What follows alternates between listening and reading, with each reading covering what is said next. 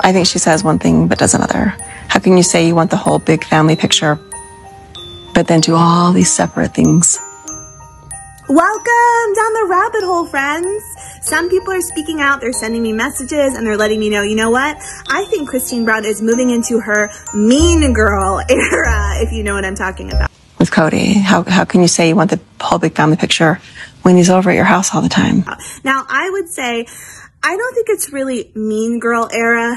I think it's moving into her era of truth. I think for a long time now, these women, they have not been speaking the truth about how they really feel and what's really going on with them in their lives and in this marriage with this crazy, weird Ken doll man, Cody Brown. So if you don't trust her, how do you have a relationship with her? I'm not going to. Not even how do you. I will not. So finally, we're hearing from them. We're hearing them speak what they really think and feel, especially about Robyn. And I've been waiting for this for a long time. I think it's obvious in the background, in the way they made little tiny micro facial expressions on the show, that something was up with their feelings towards Robyn. And most of all, it was obvious because Robyn captured Cody and kept him locked in her mini Flagstaff, Arizona mansion for like 2 years during COVID and never gave even the tiniest shit about every other child in the family, every other wife in the family, really destroying and breaking down every single relationship Cody had with anyone other than her and her kids. Therapist thoughts on Sister Wives. Does Robyn speak Cody, or is she just doing something most therapists have seen? Here's a clip of the sneak peek from this week's one-on-one episode. Do you think he'd speak Cody? I think I get Cody pretty well. Like, I feel like I understand him, yeah. Do you think other wives get him? Other sister wives do?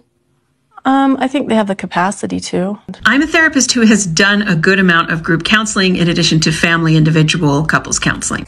Okay, Sarah from TikTok, she's a therapist. She's going to talk about something I have been like mulling over in my mind for quite a long time. That Robyn's intervention in these relationships around her actually clearly hurt the relationships rather than helped them. That obviously Robyn just really wanted to promote that Cody is always right and she's the best sister wife, the only one who truly understands him. And she just wants everyone to get along and never ever say anything naughty to Cody, to Daddy Cody. Talk about daddy issues. And to my group counselor brain, that looks a lot like rescuing. Rescuing is something that can happen in any therapy group. A lot of times it happens towards the beginning as the group is kind of finding their groove, but it can happen anytime. Something that can be really important in group therapy is assertive confrontation. One or more group members encourages another to face the situation and work their treatment. They might call out a group member over unhealthy self-talk or minimization or blaming. Yeah, I mean, some therapist or some sister wife or some man named Cody Brown really needs to start calling Robyn's BS out. I guess Cody is like completely transfixed by her eyebrows or something, I'm not sure. But eventually, he's gonna wind up all alone in that big mansion house, having lost out on the best relationship he ever had, and he's gonna be stuck with a sister witch named Robyn Brown who has grown old and ugly, showing all of those warts that were underneath the skin of that Diesel jeans model all along. Confrontation, if it's done well, can lead to breakthroughs and turning points for a client. Well, let's be honest. Robyn doesn't really want Cody to hit any turning points. Unless that turning point turns them right back around, heading back into Victoria's Secret to buy her some more whatever she wants. You know what I mean? Like, so maybe this therapy thing is not really something that Robyn wants Cody to actually actively participate in, right? Unless she's in control of it. There can sometimes be a person in the group who's not comfortable with that dynamic and seeks to rescue the person being confronted. This can happen for a lot of reasons. Maybe this person has a hard time seeing or feeling strong emotions. Maybe what that person is working on is triggering something this person doesn't want to face. Yeah, I mean, I think it was ultimately really triggering for thoughts of Robyn that some of those wives might want some of their money back, you know?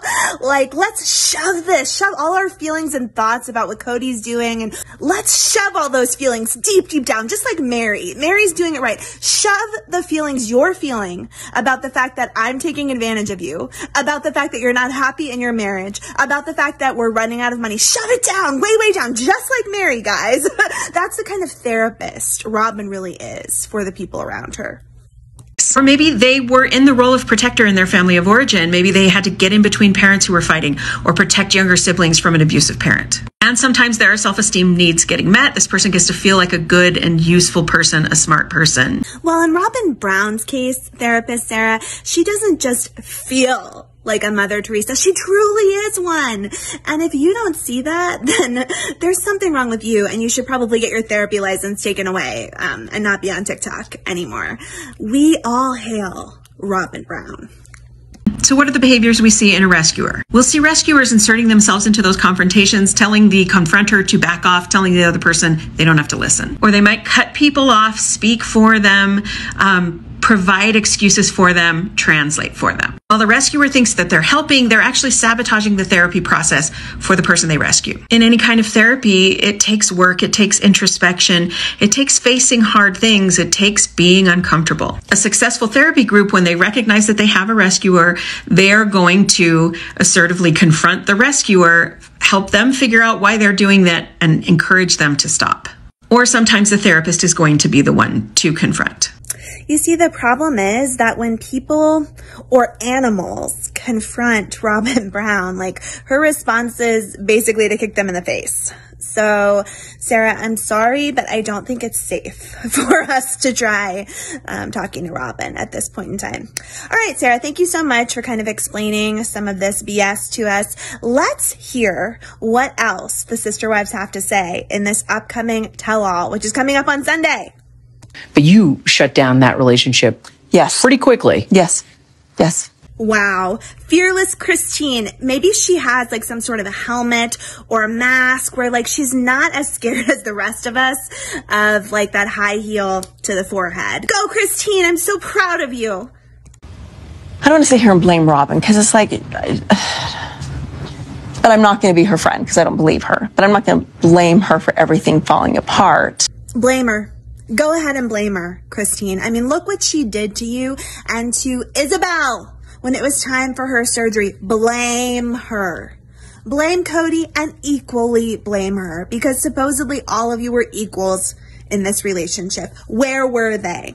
That's my question. Your child had to have massive, major, incredibly painful surgery. As a nurse who has been there at Children's Hospital with kids who were going through the same kind of surgery as Isabel, and I've been with a lot of other cases, different types of surgeries, the surgery that Isabel did is one of the most painful, the most difficult. It's life-changing to go through that, to experience that kind of need, the needs that you will have in the aftercare portion. The extreme pain that you go through because you're making a choice to try to do something that will help you long term. Robyn and Cody, both of them, and every other mom in that family and every other child in that family should have done every damn thing they could have done to support and to have been there for you guys. And it is Robyn's fault, it is Cody's fault, and they are wrong. I think we probably all had something to do with that. I feel like my relationship with Robyn, like that's something that she and I are working on and trying to figure out and navigate, because it is different. On the other side of the spectrum, we have Mary. And Mary is still in the dark. Mary, you're a dum-dum head. Robyn was using you, manipulating you. You've been hoodwinked and bamboozled, girl, from day one with Robyn. She saw that you guys were getting a series on TLC, and that's the only reason she was interested in you and Cody in the first place. I'm going to be totally honest. You guys could have come up to her. If you did not have that series locked in, I'm sure she would have chosen someone else. But here's Mary like, yeah, our relationship is changing, but we're still the best of friends. Gee, golly goodness. No, Mary, she's not your friend, and she never was. Because now I'm friends with my ex-husband's wife, and I'm emotionally not 100% there yet. What do you consider friendship, Mary? Like the kind of friendship you've had with Cody for the past 6 years where he never called you, talked to you, spent time with you, acknowledged you on your birthday, came to see you if you were like dying from COVID. I mean, if that's the kind of friendship you're looking for with Robyn, yeah, that's probably what you're gonna get, girl. Do you still consider her a sister wife? No, because when you're a sister wife, it's because you're married to the same man, and I am a single woman. All the single ladies, put your hands up. Are you less lonely out in Parowan? Yeah. You have a bigger support system there? Yeah.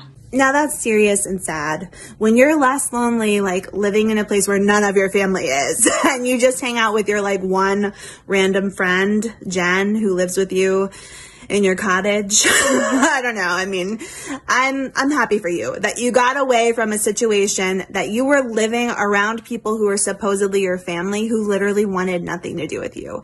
Like, yeah, get away from that, Mary.